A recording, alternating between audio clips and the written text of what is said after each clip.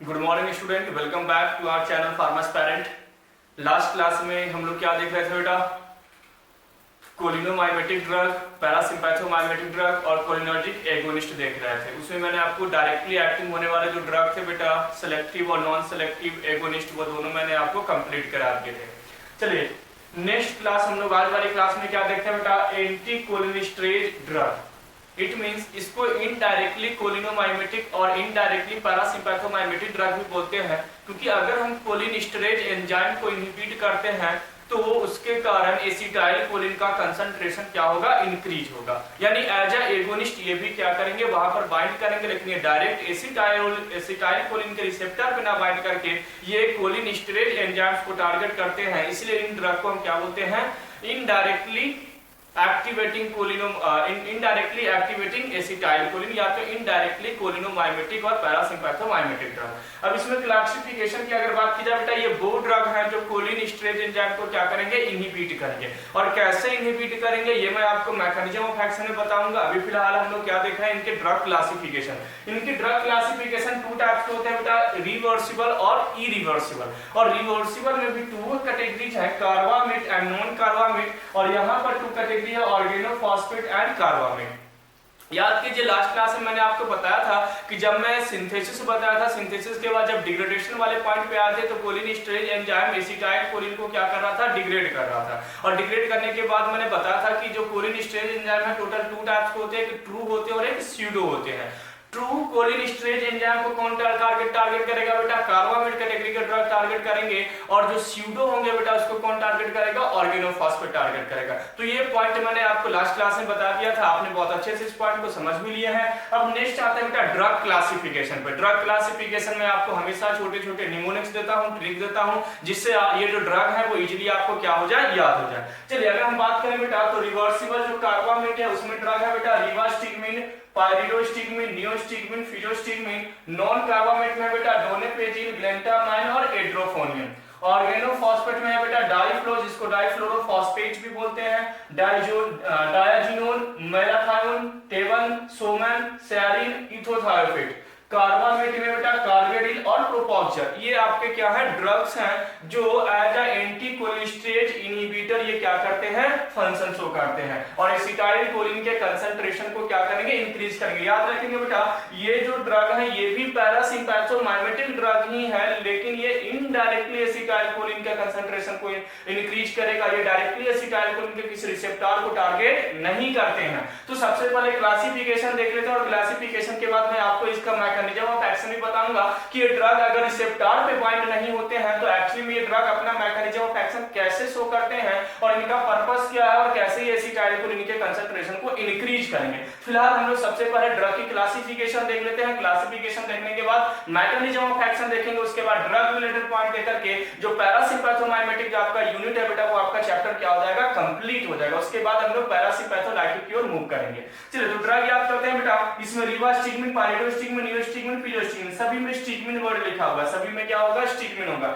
इसको याद कैसे करेंगे? तो मैंने इसके लिए छोटा सा निमोनिक्स बनाया है, आपके लिए ट्रिक बनाया है, उस ट्रिक से आपको ड्रग को क्या करना है? याद रखना है। रिवर्सिबल से क्या निकालेंगे बेटा? रिवर। रिवर का मतलब क्या होता है? नदी। आपने सुना होगा रिवर्सिबल का मतलब क्या है, तो हमने यहां से कौन सा वर्ड निकाला बेटा? रिवर। रिवर्स में एक कार मिली है ना, एक नदी में क्या दिखाई दी भाई कि नदी में एक कार डूबी हुई थी, तो कार से क्या हो जाएगा बेटा? कार्बामेट। कौन सा ड्रग? कार्बामेट। यानी रिवर्सिबल के हम कार्बामेट वाले ड्रग पे हैं। तो रिवर में एक कार मिली, वो कार कहां की थी भाई? रीवा की थी। कहां की थी? रीवा, मध्य प्रदेश में एक जगह है रीवा। तो वो एक कार मिली जो कहां की थी? रीवा की थी, जो बहुत ही प्यारी थी। कैसे दिख रही थी? बहुत ही प्यारी दिख रही थी, यानी पाइरिडोस्टिगमिन। पता करने पर पता चला कि ये कार जो है वो निशु का, एक निशु इसका ऑनर है, मतलब मकान मालिक का नाम क्या है? निशु, यानी नियोस्टिगमिन। और वो जब उससे पूछताछ की गई तो बोली कि हाँ ये बारिश के मौसम में ये कार जो थी वो क्या हो गई थी? फिसल गई थी नदी में, यानी फिजोस्टिगमिन। याद हो जाएगा कैसे मैंने बताया था? मैंने छोटी सी ट्रिक आपको दिया कि रिवर्सिबल यानी रिवर। रिवर में कौन क्या गिरा बेटा? क्या मिला? कार मिली, यानी कार्बामेट कैटेगरी पे हम लोग हैं। कार कहां का था बेटा? रीवा का था, यानी रिवेस्टिगमिन। बहुत ही प्यारी थी, यानी कि प्रीडोस्टिगमिन, पाइरिडोस्टिगमिन। ऑनर कौन था बेटा? निशु, नियोस्टिगमिन। उसने बताया कि भाई कार जो था वो फिसल गया था, फिजोस्टिगमिन। अगर आप इस ट्रिक को फॉलो करोगे तो ये ड्रग आपको with in 2 minute, with in 5 minute आपको ये ड्रग क्या हो जाएंगे, याद हो जाएंगे। चलिए नॉन कार्बामेट पे आते हैं। चलिए उसके अंदर नॉन कार्बामेट पे आते हैं तो बाद में क्या हुई भाई कि इन्होंने क्या बताया कि फिसल गई है। जब कार के अंदर देखा तो उसमें 2 बॉडी मिली, 2 लाश मिली। इंसान की क्या मिली भाई, 2 बॉडी मिली, यानी दोनों पेजिंग। 2 से क्या हो जाएगा बेटा, दोनों पेजिंग। और दोनों का गला तो जो था बेटा वो कटा हुआ था, गला जो था वो क्या हुआ था, कटा हुआ था। तो गैलेंटामाइन आया समझ में। तो कैसे याद करेंगे, यहां तक तो हो गया कि कार फिसल गई थी। जब कार के अंदर देखा गया तो 2 यानी नॉन कार्बामेट पे अब हम लोग आ गए, है ना। याद रखना कि यहाँ पर यहीं तक है, फिसलने तक ही ड्रग जो है वो कार्बामेट तक है। अब 2 यानी कि दोनों पे 2 लाश मिली, 2 बॉडी मिली, डेड बॉडी मिली। और डेड बॉडी में क्या देखने को मिला कि उनका गला कटा हुआ था, गैलेंटामाइन। और साथ ही में वहां पर क्या मिला, एक ईयरफोन मिला जो आप यूज करते हो, ईयरफोन यानी कि एड्रोफोनिया।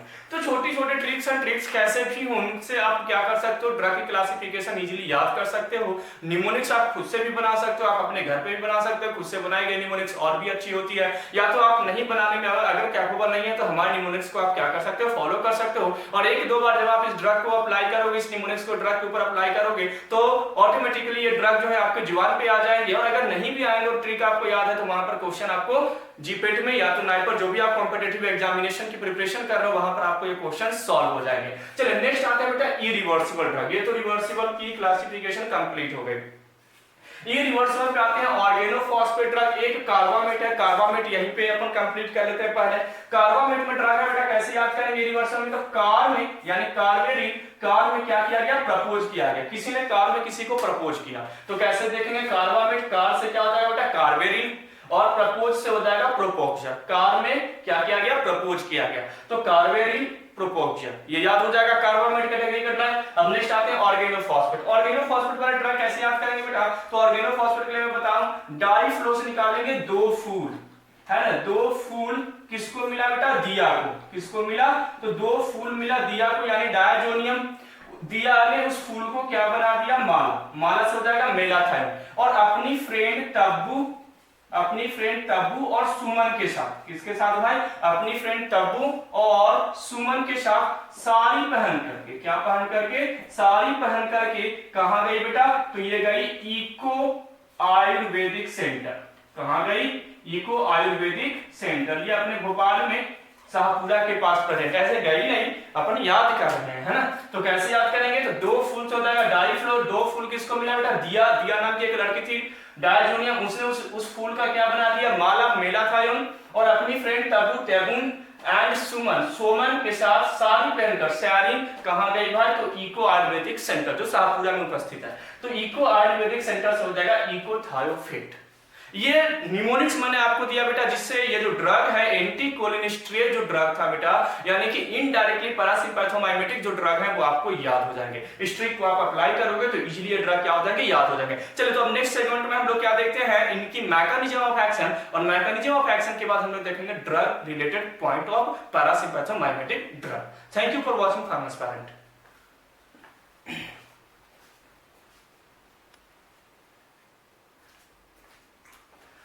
तो क्लासिफिकेशन हम लोग देख लिए थे बेटा एंटीकोलिनिस्ट्रेट ड्रग का या इनडायरेक्टली पैरासिम्पैथोमाइमेटिक ड्रग का। अब उन ड्रग का क्या देखते हैं, मैकेनिज्म ऑफ एक्शन। जो मैंने आपको ड्रग बताया था, फिडोस्टिग्मिन, नियोस्टिग्मिन, रिवास्टिग्मिन, इन सारे ड्रग का क्या देखते हैं, मैकेनिज्म ऑफ एक्शन देखते हैं। मैकेनिज्म ऑफ एक्शन से पहले मैं एक स्टेप बताना चाहता हूं बेटा कि कोलिन स्टोरेज एंजाइम्स जो है वो एसिटाइल कोलिन को डिग्रेड कैसे करता है। सबसे पहले हमें उस प्रोसेस पे जाना होगा। जब हम उस प्रोसेस को देख लेंगे तब हमें समझ में आ जाएगा कि ड्रग की मैकेनिज्म ऑफ एक्शन क्या होगी। तो पहली प्रोसेस हमारी क्या है, जब भी मैं हमेशा आपको बताता हूं कि मैकेनिज्म ऑफ एक्शन समझने के पहले हमें पैथोफिजियोलॉजी समझना होता है। यानी कि अगर कोलिनेस्टरेज एंजाइम उस ड्रग को यानी एसिटाइल कोलिन को डिग्रेड कर रहा है तो वो डिग्रेडेशन करता कैसे है, उसके लिए हम लोग क्या देखते हैं, सबसे पहले उस कॉन्सेप्ट को देखते हैं। अगर कॉन्सेप्ट वाइज देखा जाए क्या, तो सबसे पहले हम लोग क्या देखते हैं, हाइड्रोलिसिस ऑफ एसिटाइल कोलिन। यानी एसिटाइल कोलिन का जो डिग्रेडेशन होता है वो एक्चुअली में होता कैसे है,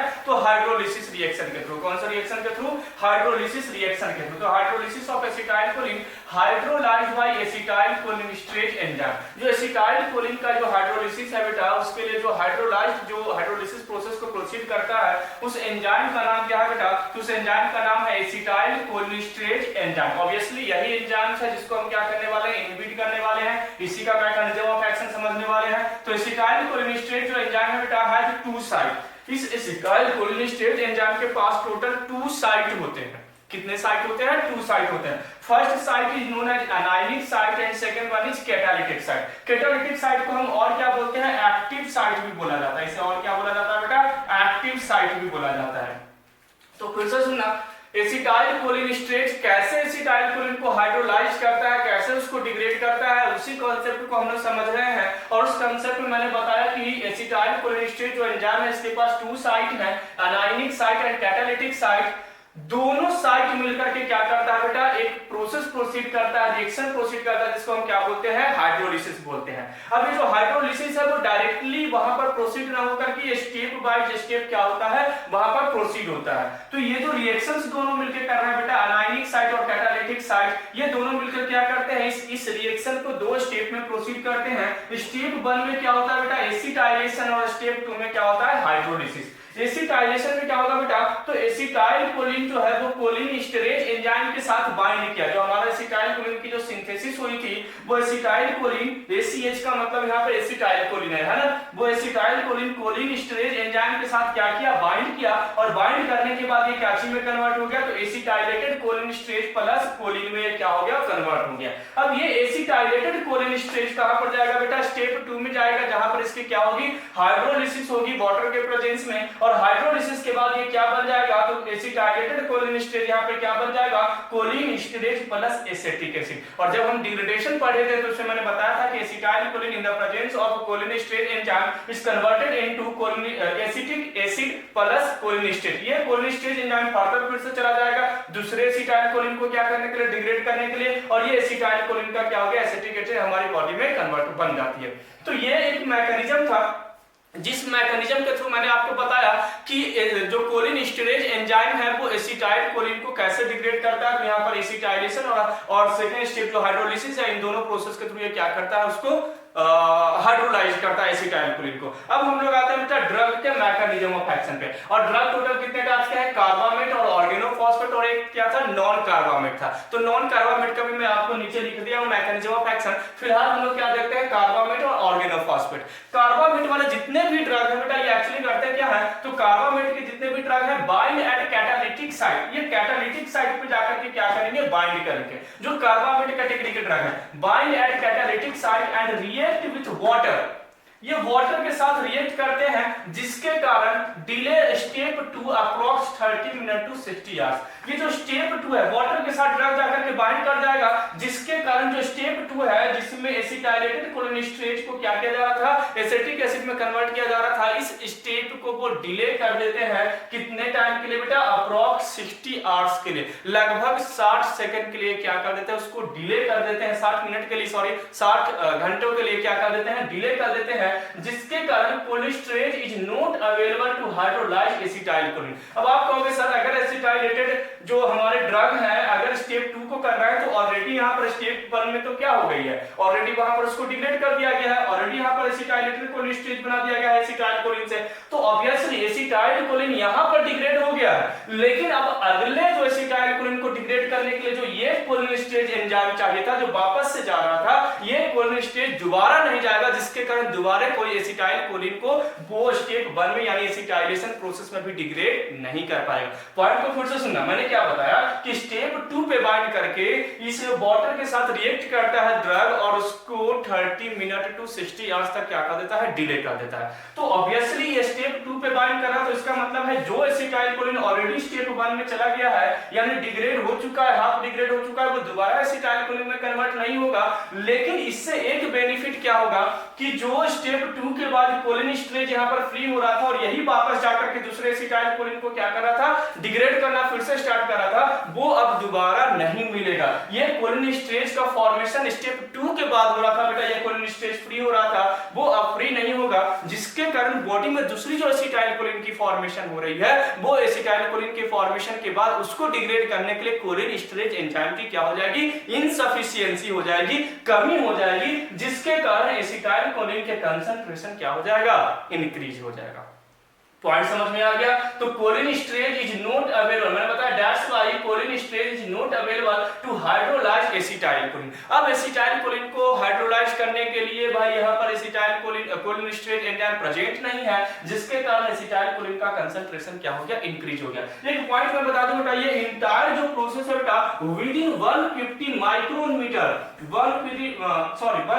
150 माइक्रोसेकंड में ये क्या हो जाता है बेटा, ये पूरी जो प्रोसेस है वो क्या हो जाता है, कंप्लीट हो जाता है। यानी ये जो स्टेप 1 और स्टेप 2 है, ये विद इन 150 माइक्रोसेकंड यानी 1 सेकंड के भी अंदर ये प्रोसेस क्या हो जाता है, कंप्लीट हो जाता है। और अगर हमने इसको 30 मिनट टू 60 आवर्स के लिए इसको डिले कर दिया, तो आप सोच लो कि हमारी बॉडी में एसिटाइलकोलिन का कंसंट्रेशन कितना इंक्रीज हो जाएगा। तो ये हमारी क्या हो गई, पहली प्रोसेस थी जो किसका था, कार्बामेट का। सेकंड हम लोग आते हैं बेटा ऑर्गेनोफॉस्फेट, कहां पर आते हैं, ऑर्गेनोफॉस्फेट में। और ऑर्गेनोफॉस्फेट में क्या है बेटा, तो ये भी जो ड्रग है ऑर्गेनोफॉस्फेट वाला, ये भी कैटालिटिक साइट पे बाइंड करेंगे, वाटर के साथ रिएक्ट करेंगे और वाटर के साथ जो स्टेप 2 है उस प्रोसेस को, हाइड्रोलिसिस प्रोसेस को डिले करेंगे। लेकिन यहां पर जो डिले करेंगे ये अप्रॉक्स 100 आवर्स करेंगे। ये कितने का था, 30 मिनट टू 60 आवर्स, लेकिन ये अप्रॉक्स कितना करेगा बेटा, 100 आवर्स के लिए क्या करेगा, प्रोसेस को डिले करेगा, जिसके कारण एंजाइम्स नॉट अवेलेबल होंगे और therefore acetylcholine concentration will be rise. Point समझ में आ गया। तो ऑर्गेनोफॉस्फेट भी कैटालिटिक साइट पे बाइंड करता है, इसके अलावा कार्बामेट भी जो है वो कैटालिटिक साइट पे बाइंड करता है। एक हाइड्रोलिसिस प्रोसेस को 30 टू 60 मिनट आवर्स के लिए क्या करता है बेटा, उसको डिले करता है, और सेकंड जो है वो 100 आवर्स के लिए क्या करता है, डिले करता है, जिसके कारण कोलिन स्टोरेज एंजाइम की इनसफिशिएंसी हो जाती है और एसिटाइलकोलिन का कंसंट्रेशन, एसिटाइलकोलिन को डिग्रेड करने वाले एंजाइम्स की इनसफिशिएंसी हो जाने के कारण एसिटाइलकोलिन का कंसंट्रेशन जो है बॉडी में क्या हो जाती है, इंक्रीज हो जाती है। तो इसीलिए इस ड्रग को हम क्या बोलते हैं, इनडायरेक्टली पैरासिम्पैथोमाइमेटिक ड्रग। ये डायरेक्टली ना करके इनडायरेक्टली क्या कर रहा है, एसिटाइलकोलिन के कंसंट्रेशन को बॉडी में इंक्रीज कर रहा है। पॉइंट समझ में आ गया। इन दोनों का मैकेनिज्म ऑफ एक्शन क्लियर हो गया। अगर आपको मैकेनिज्म ऑफ एक्शन क्लियर नहीं हुआ तो आप डायरेक्ट हमें कॉल करके इस कॉन्सेप्ट को आप पूछ सकते हैं, डाउट क्लियर कर सकते हैं, या तो कमेंट बॉक्स में भी कमेंट लिख देंगे तो भी मैं आपको उस डाउट को क्या कर दूंगा, क्लियर कर दूंगा। अच्छे से इस वीडियोस को एक बार फिर से आप सुन लेंगे तो मैकेनिज्म ऑफ एक्शन आपका क्या हो जाएगा, कंप्लीट हो जाएगा। चलिए नेक्स्ट मैंने लिखा है नोट में, non carbamate bind at anionic site. जो नॉन कार्बामेट जो ड्रग होते हैं बेटा, नॉन कार्बामेट जो ड्रग हैं वो कहां पे बाइंड करते हैं, अनायनिक साइट पे बाइंड करते हैं। बाकी सभी के सभी ड्रग कहां पे बाइंड करते हैं, कैटालिटिक साइट पे बाइंड करते हैं। तो ये तो मैकेनिज्म ऑफ एक्शन से रिलेटेड पॉइंट था बेटा, कोलिनोमाइमेटिक यानी पैरासिम्पैथोमाइमेटिक ड्रग का, या तो एंटी कोलिनेस्टेज एंजाइम्स इनहिबिटर ड्रग्स के। अब इसके ड्रग रिलेटेड पॉइंट पे आते हैं और ड्रग रिलेटेड पॉइंट लेकर के चैप्टर को बाइंड अप करेंगे।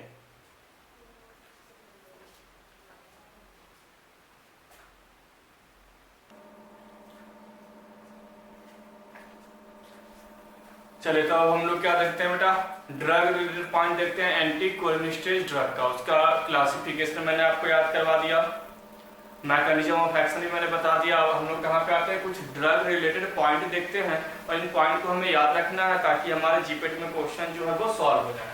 सबसे पहला ड्रग है बेटा फिजोस्टिग्मिन। फिजोस्टिग्मिन में है बेटा first point, it is an alkaloid obtain from physostigma venenosum. ये एक प्लांट है बेटा, फिजोस्टिग्मा विनोनिसम, वहां से इसको क्या किया जाता है, आइसोलेट किया जाता है और एक्चुअली ये क्या है, अल्कलॉइड्स है। सेकंड पॉइंट है बेटा, it is a lipid soluble tertiary amine derivative. अब देखो यहाँ पर दो तरह के ड्रग मिलेंगे, क्वाटरनरी अमोनियम डेरिवेटिव या अमीन डेरिवेटिव और टर्शियरी अमीन डेरिवेटिव। दो तरह के हमें क्या मिलेंगे, यहाँ पे ड्रग मिलेंगे।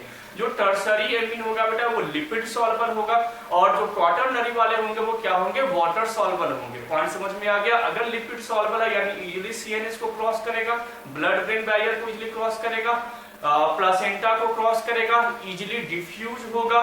ये सारे पॉइंट जो लिपिड सॉल्युबिलिटी की मैंने आपको बताया, तो वो सारे लिपिड सॉल्युबिलिटी वाले कॉन्सेप्ट आप किस पे अप्लाई कर दोगे, फिजोस्टिग्मिन पे, यानी जो टर्शियरी अमीनो डेरिवेटिव जो होंगे। और जो क्वाटरनरी होंगे वो क्या होंगे बेटा, क्वाटरनरी जो होंगे वो वाटर सॉल्युबल होंगे, that's why blood brain barrier को क्रॉस नहीं कर पाएंगे। सेकंड पॉइंट, प्लासेंटा को क्रॉस नहीं कर पाएंगे। ये सभी पॉइंट आपको क्या करने हैं, याद रखने, इजीली डिफ्यूज नहीं होंगे, ये सभी पॉइंट आपको याद रखने हैं। तो चलिए ये क्या है बेटा, टर्शियरी अमीन डेरिवेटिव है in eye cause miosis so used in glaucoma. Eye में मियोसिस कॉज करता है। मियोसिस का मतलब हुआ कॉन्स्ट्रिक्शन कॉज करना और मीडिएशन का मतलब होता है डाइजेशन कॉज करना।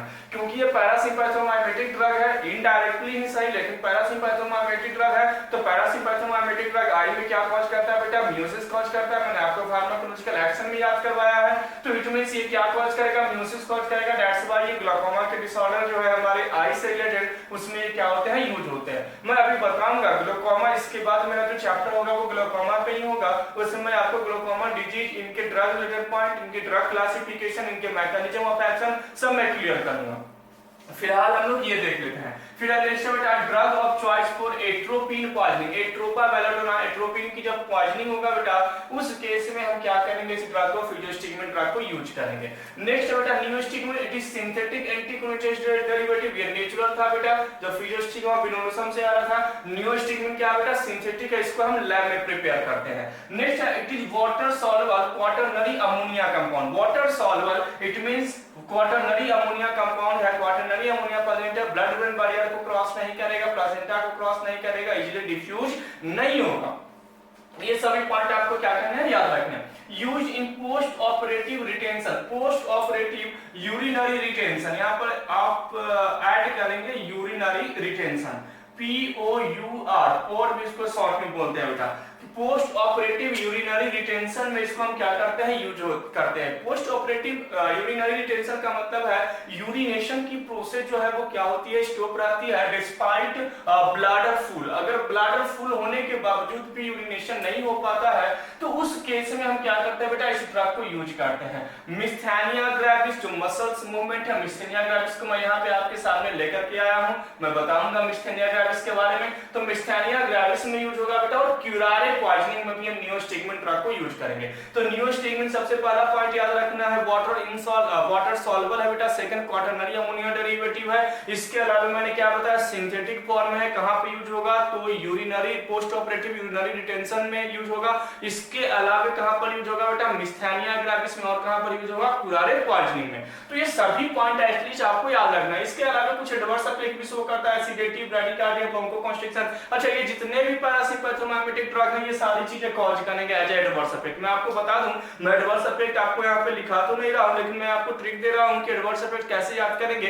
तो जितने भी एड्रेनर्जिक ड्रग होंगे, यानी पैरासिम्पैथोमाइमेटिक ड्रग होंगे, तो वो एडवर्स इफेक्ट में क्या शो करेंगे? हाइपरटेंशन। ऑब्वियसली हाइपरटेंशन शो करेंगे, क्योंकि हार्ट रेट क्या करते हैं? वो इंक्रीज करते हैं और वेसोकंस्ट्रिक्शन कॉज करते हैं। तो जो उनके फार्माकोलॉजिकल एक्शन है, उसी एक्शन को वो इंक्रीज करेंगे और उससे रिलेटेड आपको डिजीज या तो डिसऑर्डर देखने को मिलेंगे। तो जैसे मानकर चलो, ये एचबर जो मैं एम्बर जो मैंने आपको बताया था बेटा, वो जीआईटी में एसिड के सेक्रेशन को इंक्रीज करता है। इट मींस क्या कॉज करेगा? एसिडिटी। ऑब्वियसली, क्योंकि ये पैरासिम्पैथोमाइमेटिक ड्रग है, और पैरासिम्पैथोमाइमेटिक ड्रग है तो क्या कॉज करेगा? एसिडिटी, HCl प्लस सेक्रेशन को इंक्रीज करेगा। इसके अलावा ये स्पज्म भी क्रिएट कर सकता है। इसके अलावा ब्रैडीकार्डिया, ब्रैडीकार्डिया यानी हार्ट रेट को कम करेगा बेटा। ऑब्वियसली इसका फार्माकोलॉजिकल एक्शन ही है कि हार्ट भी क्या करता है? तो नेगेटिव क्रोनोट्रोपी का इफेक्ट देता है। नेगेटिव क्रोनोट्रोपी का मतलब मैंने क्या आपको बताया था कि हार्ट रेट का कम करना, यानी अगर हम इसको लेंगे तो हमारी हार्ट रेट कम होगी, जिसके कारण हमें क्या देखने को मिलेगा? ब्रैडीकार्डिया। इसके अलावा ये ब्रोंकोकंस्ट्रिक्शन, मतलब जो फार्माकोलॉजिकल एक्शंस हैं, उन्हीं एक्शंस को ये प्रमोट करेगा, तो उससे रिलेटेड जो भी डिसऑर्डर आपको है, वो डिसऑर्डर इनके क्या हो जाएंगे? एडवर्स इफेक्ट के रूप में देखने को मिलेंगे। तो ये मैंने आपको एक छोटी सी निमोनिक्स दी। आप जब एक बार केडी त्रिपाठी की बुक पढ़ोगे, तो जो भी आप अनदर बुक, जो भी डॉक्टर आप बुक प्रिफर कर रहे हो, तो वो बुक्स में आपको जब एडवर्स इफेक्ट पढ़ोगे तो ऑटोमेटिक आपको क्लियर हो जाएगा कि जो भी इनके फार्माकोलॉजिकल एक्शन है, उसी के बेस पर ये क्या करते हैं? अपना ड्रग इफेक्ट शो करते हैं। चलो नेक्स्ट है बेटा एड्रोफोनिया, व्हिच इज क्वाटरनरी। ये भी क्वाटरनरी है, यानी कि लिपिड इनसॉल्युबल ड्रग है। Next mostly used in myasthenia gravis. ये भी मिस्थेनिया ग्रेविस में क्या होता है? यूज होता है एड्रोफोनिया, और मोस्टली यूज होता है। ये तो एक टेस्ट में भी यूज होगा, एमिलियोटिव टेस्ट, आगे मैं मिस्थेनिया ग्रेविस में बताऊंगा। टैक्रिन, ये ड्रग मैंने क्लासिफिकेशन में बताया नहीं था बेटा, लेकिन एक्चुअली में ये भी एक ड्रग है, रिवर्सिबल कैटेगरी में ही है। एक्रिडीन डेरिवेटिव है। कौन सी डेरिवेटिव है? एक्रिडीन डेरिवेटिव है, लेकिन मोस्टली एल्जाइमर डिजीज में यूज होते हैं। कहां पर यूज होते हैं? एल्जाइमर डिजीज में यूज यूज होते हैं। तो ये तो कुछ ड्रग रिलेटेड पॉइंट था बेटा, उन ड्रग रिलेटेड पॉइंट को एटलीस्ट आपको इतने पॉइंट तो पैरासिम्पैथोमाइमेटिक में जो एंटीकोलिनेस्टेरेज ड्रग है उस ड्रग से रिलेटेड इतना पॉइंट आपको याद रखने हैं। चलिए नेक्स्ट आता है बेटा मिस्थेनिया ग्रेविस। यहाँ पर एक डिसऑर्डर है मिस्थेनिया ग्रेविस और सेकंड डिसऑर्डर है ग्लूकोमा। इन दोनों के बारे में जानना बहुत जरूरी है। ग्लूकोमा नेक्स्ट सेगमेंट में मैं आपको बताऊंगा बेटा, ग्लूकोमा से रिलेटेड मैं सारे कॉन्सेप्ट को आपको क्लियर करूंगा। फिलहाल हम लोग कहां पर है, मिस्थेनिया ग्रेविस पर है। मिस्थेनिया ग्रेविस की अगर बात की जाए बेटा तो it means production of auto antibody against NM receptor. हमारी बॉडी में जो कोलिनर्जिक रिसेप्टर है एनएम रिसेप्टर, आपने पढ़ा होगा, मैंने बताया था कि हमारे एसिटाइलकोलिन के दो रिसेप्टर हैं, जीपीसीआर में आता है मैस्कुलिनिक और लिगैंड गेटेड आयन चैनल में आता है निकोटिनिक रिसेप्टर। मैस्कुलिनिक में M1 M2 M3 M4 M5 receptor आता है, जबकि निकोटिनिक में NM और NN रिसेप्टर आता है। तो इन केस हमारी बॉडी में हमारी ही जो एंटीबॉडी है वो एनएम रिसेप्टर को सप्रेस कर देती है। एनएम रिसेप्टर को क्या कर देती है, सप्रेस कर देती है। और एनएम रिसेप्टर कहां पे प्रेजेंट होता है बेटा, स्केलेटल मसल्स पे। आप लोकेशंस याद कीजिए, मैंने आपको लिखाया था स्केलेटल मसल्स पे एनएम रिसेप्टर क्या होता है, प्रेजेंट होता है और वहां पर उसको स्टिमुलेट करता है। अगर हम एक्शन की बात करें, फार्माकोलॉजिकल एक्शन की बात करें, तो जब भी एनएम रिसेप्टर एक्टिवेट होगा तो उसको क्या करेगा, स्टिमुलेट करेगा। यहां पर हमारी ही एंटीबॉडी एनएम रिसेप्टर को सप्रेस करेगी, जिसके कारण स्केलेटल मसल्स में क्या हो जाएगी, वीकनेस हो जाएगी, क्योंकि स्टिमुलेशन क्या हो जाएगी, बंद हो जाएगी। और वीकनेस, उसी सिम्टम्स को उसी वीकनेस को हम क्या बोलते हैं, मिस्थेनिया ग्रेविस बोलते हैं। पॉइंट समझ में आ गया, व्हाट इज मिस्थेनिया ग्रेविस?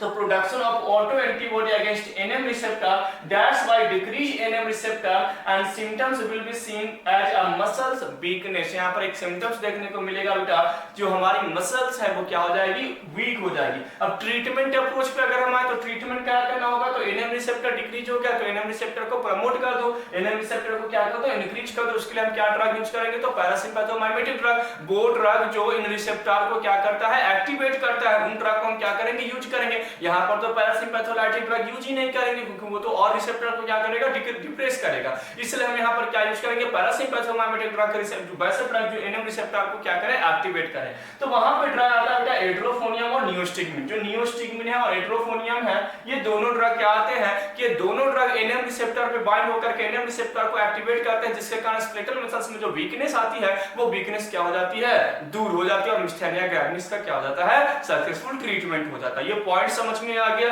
अब नेक्स्ट आता है बेटा मिस्थेनिया ग्रेविस टेस्ट। ये जो डॉक्टर है कैसे समझता है कि इसको मिस्थेनिया ग्रेविस हुई है, तो उसके लिए दो टेस्ट होते हैं बेटा, एक है एमेलियोरेटिव टेस्ट और सेकंड है प्रोवोकेटिव टेस्ट।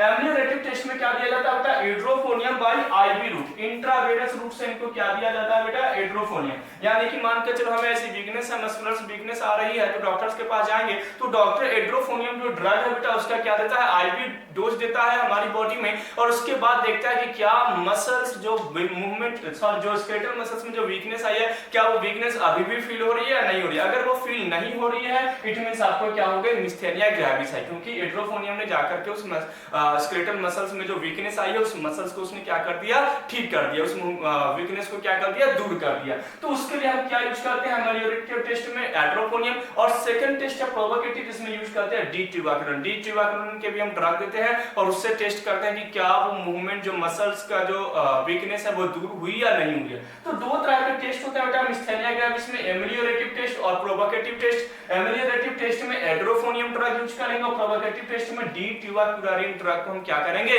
यूज करेंगे। ये भी पॉइंट आपको याद रखना है। इसके अलावा कुछ और भी है बेटा, यूज ऑफ एंटीकोलिनेस्टेरेज ड्रग। तो ये in the case of glaucoma, glaucoma में क्या यूज होगा बेटा, तो फिजोस्टिग्मिन यूज होगा, नियोस्टिग्मिन यूज होगा, मैंने आपको बताया।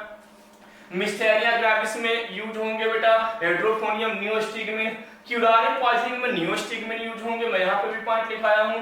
ये एट्रोपा बेलाडोना, एट्रोपिन पॉइजनिंग में फिजोस्टिग्मिन ड्रग यूज होगा, तो मैंने यहाँ पर नहीं लिखा है। नेक्स्ट है क्यूरारे पॉइजनिंग नियोस्टिग्मिन, बेलाडोना पॉइजनिंग है बेटा, उसमें फिजोस्टिग्मिन वही बेलाडोना बेटा, एट्रोपा बेलाडोना। एट्रोपिन जो है वो कहाँ से लिया जाता है बेटा, एट्रोपा बेलाडोना। कहाँ से आया, इसको ये करते हैं एट्रोपा बेलाडोना। तो ये एट्रोपा बेलाडोना जो है बेटा, तो यहाँ पर वही लिखा हुआ है, बेलाडाना पॉइजनिंग में फिजियोस्टिमुलेंट ड्रग को हम क्या करते हैं, यूज करते हैं। इसके अलावा कोबरा बाइट में नियोस्टिग्मिन और एट्रोपिन को क्या करते हैं बेटा, कॉम्बिनेशन में यूज करते हैं। तो इनका यूज से रिलेटेड भी पॉइंट कंप्लीट हो गया। और पैरासिम्पैथोमाइमेटिक जो है बेटा, वो आपका क्या हो गया, यूनिट कंप्लीट हो गया। पैरासिम्पैथोमाइमेटिक में हमने डायरेक्टली पैरासिम्पैथोमाइमेटिक ड्रग में देख लिया और इनडायरेक्टली भी देख लिया। डायरेक्टली मैंने आपको बताया था जो सिलेक्टिव नॉन सिलेक्टिव रिसेप्टर वाले एगोनिस्ट थे, और इनडायरेक्टली मैंने आपको एंटीकोलिस्ट्रेज ड्रग आपको बताया। इससे रिलेटेड मैंने सारे कॉन्सेप्ट को क्लियर कर दिया। इसके अलावा भी अगर आपको कोई डाउट रहता है तो आप हमारे चैनल पे कमेंट डाल करके, वीडियोस पे कमेंट डाल करके वो डाउट मेरे से क्लियर कर सकते हैं। चलिए नेक्स्ट सेगमेंट में हम लोग कहां पर आते हैं बेटा, ग्लाइकोमा। हमने मिस्थेनिया ग्रेविस कंप्लीट कर लिए, अब हम लोग कहां पर आते हैं, ग्लाइकोमा। ग्लाइकोमा का मैं एक अलग ही वीडियो बनाऊंगा, क्योंकि ग्लाइकोमा क्या अपने आप में एक अलग ही यूनिट है, उसमें ड्रग क्लासिफिकेशन बहुत सारे हैं। तो नेक्स्ट सेगमेंट में हम लोग क्या देखेंगे बेटा, ग्लाइकोमा देखेंगे। Thank you for watching फार्मास्पेरेंट।